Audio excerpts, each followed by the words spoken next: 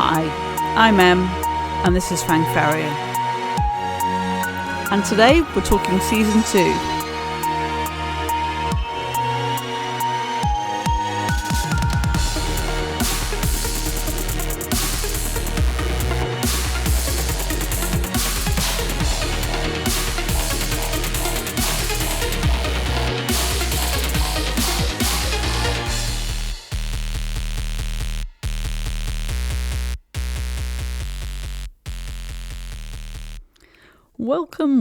Welcome back. It's what was going to be a short break turned into 6 months. I could give you a list of excuses, but life got in the way and things got busy, but I'm back.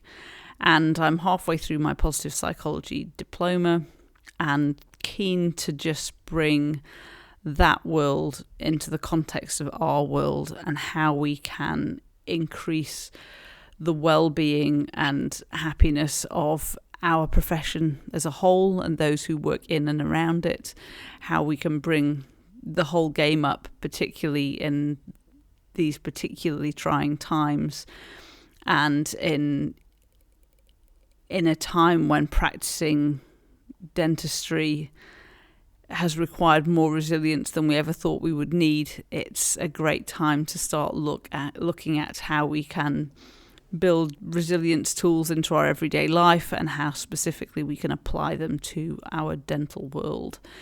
So this isn't going to be a full episode as such, more kind of an introduction as to what's coming.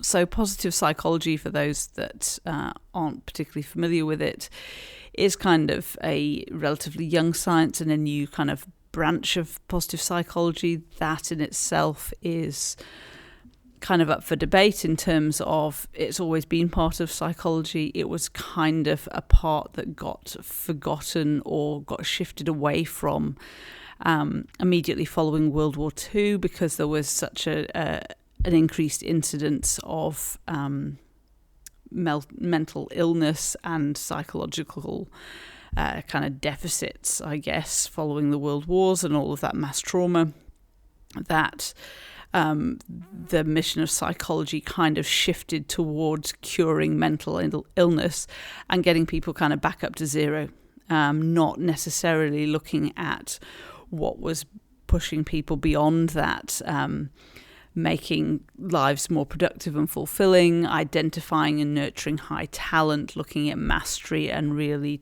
kind of going beyond just okay to excelling and thriving. So it kind of came back into being in like the 50s, 60s when, for those of us that kind of remember our behavioural science and Maslow's hierarchy of needs, Maslow started looking at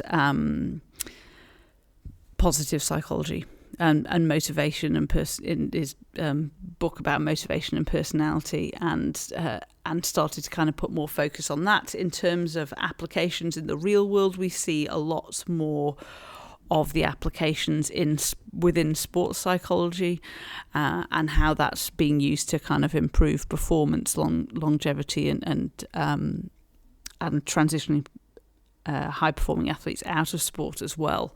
So it's being applied to all sorts of other areas. We're seeing a lot of well-being being applied across the board because as well as our kind of COVID pandemic, there's a mental health pandemic going alongside it, or in a slight delay behind it, you could say, that organisations are very aware of this, and all of a sudden well-being and mental health is starting to pop up as a need to be addressed, and rightly so, by companies, quite often falling under HR, I believe. But dentistry not really falling into that corporate world. We kind of have to find our own way to apply it, and we have to kind of move past the idea of happiness and well-being, taking them from the realms of what might be thought as kind of happy clappy ideas that Tony Robbins brings to you, to actually realizing that there is science behind it. Yes, it's young science and we have to take it with a pinch of salt because it could easily be kind of disproven over the next couple of years, and theories kind of changing and evolving all the time. But it is a science. There's studies behind it and evidence behind it, and there's no reason that we shouldn't be applying this to our lives, our world, and helping to mitigate the stress that we endure over a career of dentistry. So it's, when we talk about kind of positive psychology, we're looking at the key theories of subjective well-being and psychological well-being. So subjective well-being being that snapshot of happiness in a moment and focusing on positive emotions. So a lot of the podcast content we're going to do is going to be looking at how do we foster and build positive emotion into our day, which sometimes can feel slanted in a negative direction, and what the benefits are of that, not just to that moment, but kind of longer lasting and longer reaching effects to our well-being. And then the psychological well-being side of it is more about the sense of meaning and fulfillment we get from life and purpose, and again looking at how that evolves and changes with time, and how it needs to, because as circumstances change, our sense of purpose will change, and sometimes can feel like it gets left behind, or it gets a little bit kind of stale, and the importance of addressing those and looking at those, and kind of taking things forward with that. So that's the kind of stuff that I'm hoping to apply, that give you tips to build your own resilient toolbox, to put into practice things that work for you, because it's not one size fits all, and it's not one thing is going to transform your life, and it's a case of trying these things out and seeing what feels good, what you want to do, what works, forming these habits in times when you don't need them, so that they're more readily accessible and usable in times when you do. Looking at how we can use them to maybe prevent burnout, how we can use them to help us recover from burnout, and help stop us relapsing, because another thing that doesn't really get talked about, and something I can talk about from personal experiences, is that as many things aren't black and white or cut and dry, or all or nothing, burnout's one of those things that once you've been through it and recover from it, that you're still quite susceptible to kind of dipping down into it again. And that was something that I found this year, and that's in part the reason why there's been this gap between seasons, is that I think what I was hoping to bring you was kind of my journey of having burnt out and recovered, and give you hope that that was all that was needed. But it's like everything in life, it takes constant work and constant tweaking. And whilst I'm better equipped to seeing the warning signs and putting into place the things I need to bring myself back up, I'm not immune to another round of it.